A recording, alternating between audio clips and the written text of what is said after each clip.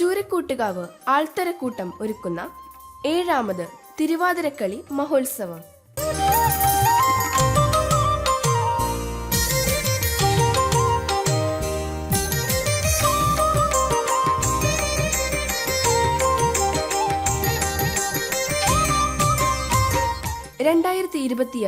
ജനുവരി 2 വെള്ളിയാഴ്ച വൈകിട്ട് 6 മുതൽ 10 വരെ ചൂരക്കൂട്ടുകാവ് ക്ഷേത്ര മൈതാനിയിൽ.